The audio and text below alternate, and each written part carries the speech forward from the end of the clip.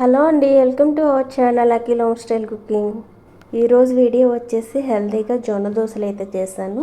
మరి జొన్న దోశల్ని మనకు నచ్చినట్లుగా హెల్తీగా టేస్టీగా ఎలా చేసుకోవాలి ఈ వీడియోలో అయితే చూసేయండి. మరి ముందుగా అయితే ప్రాసెస్లోకి అయితే వెళ్ళిపోదాం. ఒక బౌల్ అయితే తీసుకుని దానిలోకి 1 కప్ జొన్నలు అయితే తీసుకున్నాను.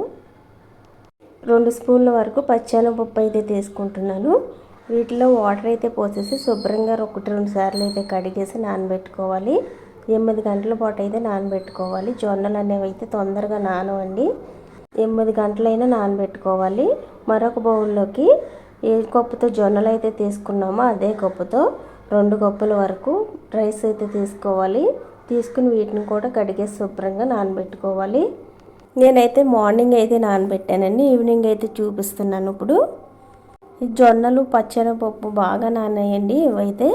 అలాగే రైస్ కూడా బాగా నానాయి. ఒకసారి అయితే శుభ్రంగా ఈ రెండిట్లని అయితే కడిగేయాలి. 2-3 సార్లు అయితే కడిగేసుకోవాలి. ఇలా కడిగేసిన తర్వాత ఈ రెండిట్లని అయితే కలిపేయాలి. ఇప్పుడు గ్రైండ్ చేసుకోవడానికి రెండిట్లని కలిపేసి గ్రైండ్ చేసుకోవాలి.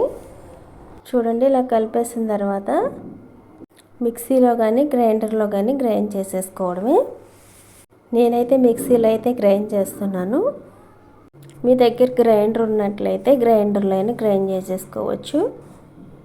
ఇలా మిక్సీ జార్ అయితే తీసుకుని జార్లోకి సగం వరకు అయితే వేసేస్తున్నాను. ఇలా వేసిన తర్వాత తగినంత వాటర్ అయితే పోసుకోవాలి.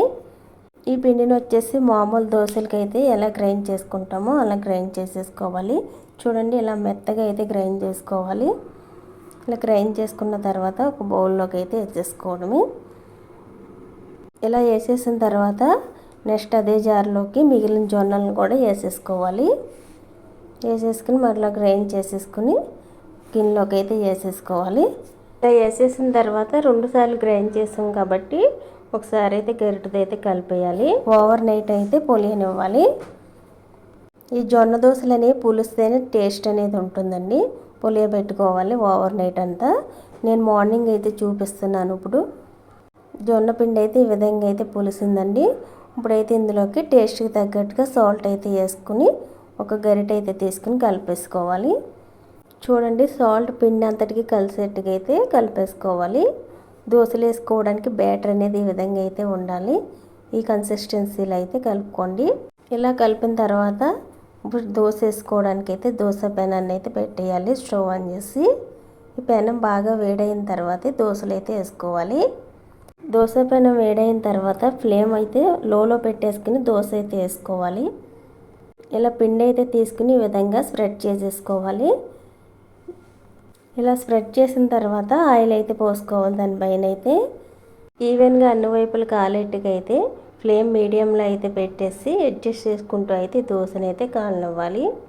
ఇందులో నేనైతే మినపప్పు కూడా వేయలేదు కాబట్టి ఈ దోశలు అయితే అంత కలర్గా అయితే కనిపించవు. టేస్ట్ అయితే మటు చాలా బాగుంటుందండి. ఇలా కాలిన తర్వాత దోశ అయితే తీసేయడమే.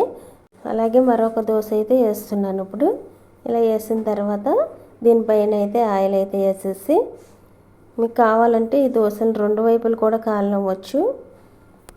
ఇలా ఈవెన్గా అన్ని వైపులు కాలిన తర్వాత రెండో వైపుకి అయితే టర్న్ చేశాను. ఇలా అయితే మనకు కావాల్సిన దోశలన్నిటిని వేసేసుకోవడమే. ఇలా వేసిన తర్వాత ఇందులోకి ఏ చట్నీ అయినా సర్వ్ చేసుకుని తినేవచ్చు. టేస్ట్ అయితే సూపర్గా అయితే ఉంటుంది. ఈ రెసిపీ మీకు నచ్చినట్లయితే లైక్ చేయండి. అలాగే సబ్స్క్రైబ్ చేసుకునే వాళ్ళైతే సబ్స్క్రైబ్ చేసుకోండి. మరెన్నో హెల్తీ రెసిపీస్ అయితే మన ఛానల్లో అయితే చూసేయండి.